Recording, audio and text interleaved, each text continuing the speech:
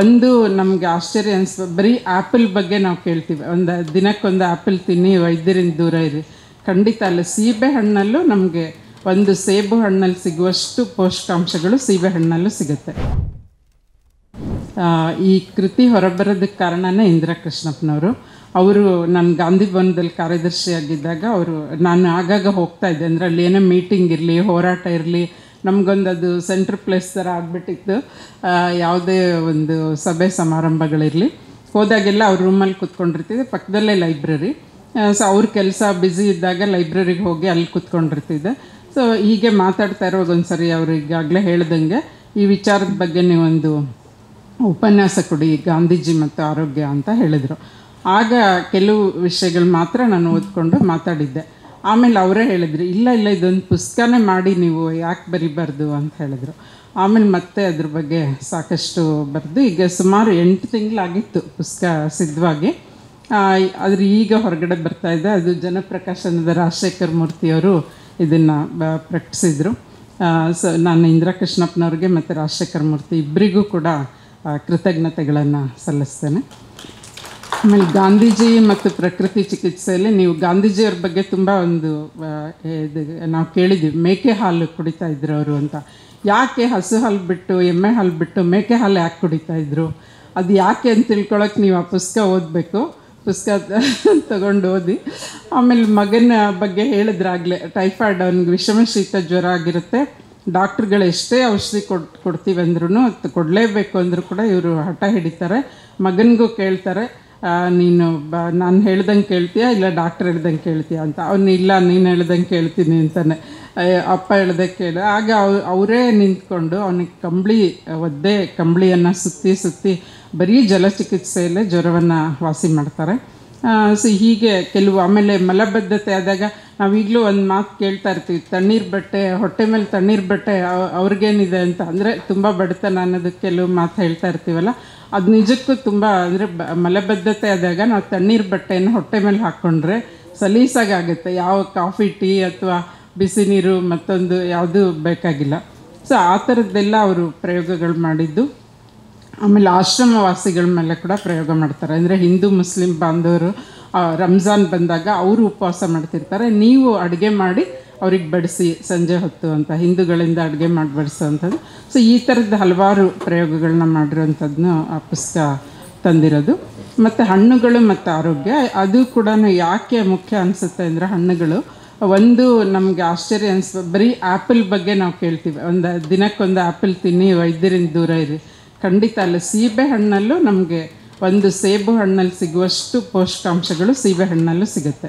ಆಮೇಲೆ ಸೀಬೆ ಅಂದರೆ ಪ್ರಕೃತಿ ನಮಗೆ ಇಷ್ಟೆಲ್ಲ ಗಿಡ ಮರಗಳು, ಇಷ್ಟು ಸೊಪ್ಪು, ತರಕಾರಿ, ಹಣ್ಣುಗಳು, ಒಂದೊಂದರಲ್ಲೂ ಒಂದೊಂದು ವೈವಿಧ್ಯತೆ ಮತ್ತು ಗುಣಗಳಿದೆ ಅಂತ ಹೇಳೋದಕ್ಕೆ. ಸೀಬೆ ಹಣ್ಣು ನೀವು ಹಣ್ಣು ತಿಂದರೆ ನಮಗೆ ಇದು ಮಲಬದ್ಧತೆ ಇರೋದಿಲ್ಲ, ಮಲವಿಸರ್ಜನೆ ಸಲೀಸಾಗುತ್ತೆ. ಆದರೆ ಅದೇ ಬೇದಿ ಆದಾಗ ಸೀಬೆ ಎಲೆಗಳ ಕಷಾಯ ಕೊಟ್ಟರೆ ಬೇದಿ ನಿಲ್ಲುತ್ತೆ. ನೋಡಿ, ಒಂದೇ ಗಿಡ, ಎಲೆ ಮತ್ತು ಹಣ್ಣಿನಲ್ಲಿ ಗುಣಗಳು ಹೇಗಿರುತ್ತೆ ಅಂಥೇಳಿ. ಆಮೇಲೆ ನೇರಳೆ ಹಣ್ಣು ಅಷ್ಟೇ, ಈಗ ಸೀಸನ್ನು. ನೇರಳೆ ಬೀಜ ನಮಗೆ ಡಯಾಬಿಟೀಸನ್ನು, ಮಧುಮೇಹವನ್ನು ನಿಯಂತ್ರಣ ಮಾಡುತ್ತೆ, ನೇರಳೆ ಬೀಜದ ಪುಡಿ. ಆದರೆ ಹಣ್ಣು ನಮಗೆ ಬೇದಿಯನ್ನು ನಿಯಂತ್ರಣ ಮಾಡುತ್ತೆ. ಆಮೇಲೆ ಒಳ್ಳೆ ORS ಕೂಡ ಕೆಲಸ ಮಾಡುತ್ತೆ. ಅದು ನಮಗೆ ಆ ಹಣ್ಣಿನ ರಸವನ್ನು ತಗೊಳ್ಬಹುದು. ಆಮೇಲೆ ಇವೆರಡೂ ಕೂಡ ಪ್ರಕೃತಿ ಚಿಕಿತ್ಸೆ, ಯೋಗ ಎರಡೂ ಕೂಡ ಆಯುರ್ವೇದದ ಭಾಗಗಳೇ. ಆದರೆ ಇವತ್ತು ಅವೆರಡೇ ಬೇರೆ ಬೇರೆ ಶಾಖೆಗಳಾಗಿ ಬೆಳೆದು ಸಾಕಷ್ಟು ಇವತ್ತು ಇಡೀ ಜಗತ್ತಿನ ಗಮನವನ್ನು ಸೆಳೆದಿರೋದನ್ನು ನೋಡ್ತಾ ಇದ್ದೀವಿ. ಸೊ ಹಾಗಾಗಿ ಎರಡೂ ಕೃತಿಗಳು, ಇದು ಒಂದೇ ಆಗ್ತಿತ್ತು. ನಾನು ಒಂದೇ ಕೃತಿ ಬರೆದಿರೋದು ಆ್ಯಕ್ಚುಲಿ 2 ಭಾಗಗಳು ಮಾಡಿದ್ದೆ, ಅಂದರೆ ಎರಡೂ ಒಂದಕ್ಕೆ ಸಂಬಂಧಪಟ್ಟಿದ್ದಲ್ಲ ಅಂತ. ಆದರೆ ರಾಜಶೇಖರ ಮೂರ್ತಿಯವರು ಪ್ರಕಾಶಕರು ಜಾಣರು. ಅವ್ರು ಹೇಳಿದರು, ಮೇಡಮ್ ಬೇಡ, ಒಂದೇ ಪುಸ್ತಕ ಅಷ್ಟು ದೊಡ್ಡದು ಮಾಡಿ ಬೆಲೆ ಜಾಸ್ತಿ ಇಟ್ಟರೆ ಜನಕ್ಕೆ ಕೊಳ್ಳೋದು ಕಷ್ಟ, 2 ಮಾಡೋಣ, ಆವಾಗ ಕೊಳ್ಳೋದಕ್ಕೂ ಈಸಿ, ಆಮೇಲೆ ವಿಷಯಗಳು ಬೇರೆ ಬೇರೆ ಇದಾಗುತ್ತೆ ಅಂಥೇಳಿ. ಸೊ ಅವರು 2 ಕೃತಿಗಳನ್ನು ಹೊರತಂದರು. ಮತ್ತು ಡಾಕ್ಟರ್ ರವೀಂದ್ರನಾಥ್ ಅವರು ಅಧ್ಯಕ್ಷತೆಯನ್ನು ವಹಿಸಿದ್ದಾರೆ. ಮತ್ತು ಅವರು ಸದಾ ನಮ್ಮ ಕುಟುಂಬದ ಸ್ನೇಹಿತರು, ಭೂಪತಿಯವರು, ಅವರು ಆತ್ಮೀಯರು. ಭೂಪತಿಯವರ ಹೃದಯದ ಆರೋಗ್ಯವನ್ನು ಅವರೇ ಕಾಳಜಿ ಮಾಡ್ತಾ ಇದ್ದಿದ್ದು, ಹಾಗೆ ನಮ್ಮ ಅತ್ತೆಯವರ ಹೃದಯದ ಆರೋಗ್ಯ ಕೂಡ. ಅವರು ತುಂಬ ಸರಳತೆ, ಮತ್ತು ಇಲ್ಲಿ ಬಂದು ಕೇಳಿದ ತಕ್ಷಣ ಖಂಡಿತ ಮಾಡೋಣ ಅಂಥೇಳಿ ತುಂಬ ಅವರು ಎಲ್ಲ ರೀತಿಯ ಸೌಲಭ್ಯಗಳನ್ನು ಒದಗಿಸಿ ಅವರ ಸಮಯ ಅದು ಈಗ ಎಂಥ ಸಮಯದಲ್ಲಿದ್ದೀವಿ, ಎಲ್ಲ ಕಡೆ ಹೃದಯಾಘಾತದ ಇದು ಮೀಡಿಯಾ ನಾವು ಓಪನ್ ಮಾಡಿದರೆ ಸಾಕು ಸುದ್ದಿಗಳು ಬರ್ತಿರುತ್ತೆ. ಅವರು ಟೆನ್ಷನ್ನಲ್ಲಿ ಪ್ರತಿದಿನ ಡಾಕ್ಟ್ರುಗಳಿಗೆ ಜಯದೇವದಲ್ಲಿ 1 ಗಂಟೆ ಮುಂಚೆ ಬಂದು ಕೆಲಸ ಮಾಡ್ತಾಯಿದ್ದಾರೆ. 9 ಗಂಟೆಗೆ ಬರೋರು 8 ಗಂಟೆಗೆ ಬರ್ತಿದ್ದಾರೆ, ಸಂಜೆ 6 ಗಂಟೆಗೆ ಹೋಗೋರು 7 ಗಂಟೆಗೆ ಹೋಗ್ತಿದ್ದಾರೆ. ಆದರೂ ರೋಗಿಗಳು ನಿಭಾಯಿಸೋಕ್ಕಾಗ್ತಿಲ್ಲ. ಯಾಕೆ ಅಂತ ಹೇಳಿದ್ರೆ ಆತಂಕ ಜನರಲ್ಲಿ. ಅಂದರೆ ನನಗೂ ಎಲ್ಲಿ ಒಂದು ಸಣ್ಣ ಒಂದು ಎದೆನೋವು, ಒಂದು ಬೆವರು ಬಂದರೂ ಕೂಡ ಎದೆನೋವು, ಹೃದಯಾಘಾತ ಆಗುತ್ತೇನೋ ಅನ್ನುವಂಥ ಭಯ ಜನರಲ್ಲಿ ತುಂಬಿಕೊಂಡಿದೆ. ಸೊ ಇಂತಹ ಸಂದರ್ಭದಲ್ಲೂ ಈ ಕಾರ್ಯಕ್ರಮವನ್ನು ಆಯೋಜನೆ ಮಾಡೋದಕ್ಕೆ ಅವಕಾಶ ಮಾಡಿಕೊಟ್ರು. ಹಾಗೆ ಮಾನ್ಯ ಸಚಿವರು ದಿನೇಶ್ ಗುಂಡೂರಾವ್ ಅವರು AICC ಅಧ್ಯಕ್ಷರಾಗಿದ್ದಾಗ ಭೂಪತಿಯವರು ಕಾರ್ಯದರ್ಶಿಯಾಗಿ ಕಾರ್ಯನಿರ್ವಹಿಸಿದರು. ಅವರ ತಂದೆ ಮುಖ್ಯಮಂತ್ರಿಯಾಗಿದ್ದಾಗ ನನ್ನ ಹೋರಾಟದ ಜೀವನ ಆರಂಭ ಆಗಿದ್ದು ಬಳ್ಳಾರಿಯಲ್ಲಿ. ನಮಗೆ ಲೇಡೀಸ್ ಹಾಸ್ಟೆಲ್ ಇರಲಿಲ್ಲ ನಮ್ಮ ತಾರಾನಾಥ್ ಆಯುರ್ವೇದ ಕಾಲೇಜ್ಗೆ. ಆಗ ನಾವು ಹುಡುಗಿರೆಲ್ಲ ಸೇರಿ ಒಂದು ಹೋರಾಟ ಮಾಡಿದ್ವಿ. ಆಗ ಗುಂಡೂರಾವ್ CM ಬಳ್ಳಾರಿಗೆ ಬಂದಿದ್ದರು. ನಾವು ಸ್ಟ್ರೈಕ್ ಕೂತ್ ಕಡೆನೇ ಬಂದು, ಇಲ್ಲಮ್ಮ ಮುಂದಿನ ತಿಂಗಳಿಂದನೇ ಆರಂಭಿಸ್ತೀನಿ ಇದು ಏನು ಹಾಸ್ಟೆಲ್ ಅಂತ ಹೇಳಿದರು.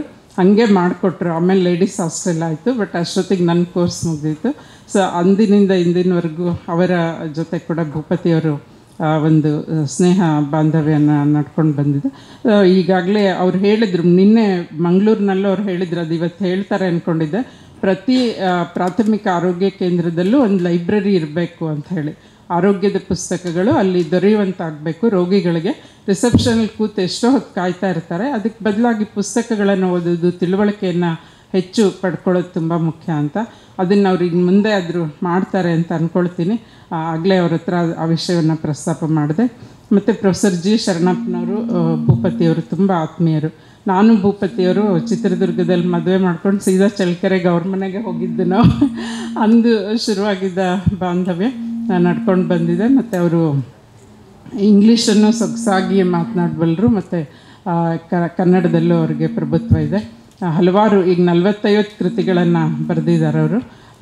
ತುಂಬ ನಮ್ಮ ಟ್ರಸ್ಟ್ನ ಟ್ರಸ್ಟಿಯಾಗಿ ಕೂಡ ಅವರು ಕಾರ್ಯನಿರ್ವಹಿಸ್ತಾ ಇದ್ದಾರೆ. ಸೊ ಅವರು ನಾನು ಈ ಪುಸ್ತಕ ಬಿಡುಗಡೆ ಮಾಡಬೇಕು ಅಂದಾಗ ನಂದು ಒಂದು ಪುಸ್ತಕ ಸಿದ್ಧವಾಗಿದೆ, ಕಾಮಧೇನು ಪ್ರಕಾಶನ ಮಾಡಿರುವಂಥದ್ದು. ಸೊ ಇದು 2 ಒಟ್ಟಿಗೆ ಬಿಡುಗಡೆ ಮಾಡೋಣ ಅಂತ ಹೇಳಿದ್ರು. ಇವತ್ತು ಈ ಕಾರ್ಯಕ್ರಮ ಆಯಿತು. ಮಾನ್ಯ ತುಕಾರಾಮ್ ಅವರು ಕೂಡ, ಅವರು ಅನ್ನಪೂರ್ಣ ಅವ್ರು ಬರಬೇಕಾಗಿತ್ತು. ಅವರು ತುಂಬ ಪುಸ್ತಕ ಪ್ರೀತಿಯುಳ್ಳವರು. ಆದರೆ ಅವರು ಸಂಡೂರಿನಲ್ಲಿ ಇನ್ನೊಂದು ಕಾರ್ಯಕ್ರಮ ಇದ್ದಿದ್ದರಿಂದ ತುಕಾರಾಮ್ ಅವರು ಇಲ್ಲಿಗೆ ಬಂದರು, ಬಳ್ಳಾರಿ ಸಂಸದರು. ಸೊ ಅವರು ಮತ್ತೆ ಕಾರ್ಯನಿಮಿತ್ತ ಬೇರೆ ಇದಕ್ಕೆ ಹೋಗಬೇಕಾಗಿದ್ದರಿಂದ ಬೇಗ ಹೊರಟರು. ಮತ್ತು ತಾವೆಲ್ಲರೂ ನನ್ನ ಆತ್ಮೀಯರು ಮತ್ತು ತಮ್ಮೆಲ್ಲರ ಬಿಡುವು ಮಾಡಿಕೊಂಡು, ಏಕೆಂದರೆ ಈ ದೂರ ಬೆಂಗಳೂರಿನಲ್ಲಿ ಯಾವುದೇ ಪುಸ್ತಕ ಬಿಡುಗಡೆ ಕಾರ್ಯಕ್ರಮ ನಾವು ಅಲ್ಲಿ ಸಾಹಿತ್ಯ ಪರಿಷತ್ತು ಗಾಂಧಿ ಭವನಲ್ಲಿ ಮಾಡ್ತೀವಿ. ಸೊ ಇಲ್ಲಿವರೆಗೂ ತಾವೆಲ್ಲ ಆಗಮಿಸಿ ನನ್ನ ಈ ಪುಸ್ತಕ ಬಿಡುಗಡೆ ಕಾರ್ಯಕ್ರಮಕ್ಕಾಗಿ ತಮ್ಮ ಸಮಯವನ್ನು ನನಗೆ ನೀಡಿದ್ದಕ್ಕಾಗಿ, ಈ ಕಾರ್ಯಕ್ರಮಕ್ಕೆ ನೀಡಿದ್ದಕ್ಕಾಗಿ ನಾನು ನಿಜಕ್ಕೂ ತಮ್ಮೆಲ್ಲರಿಗೂ ಆಭಾರಿಯಾಗಿದ್ದೇನೆ. ನಮಸ್ಕಾರ.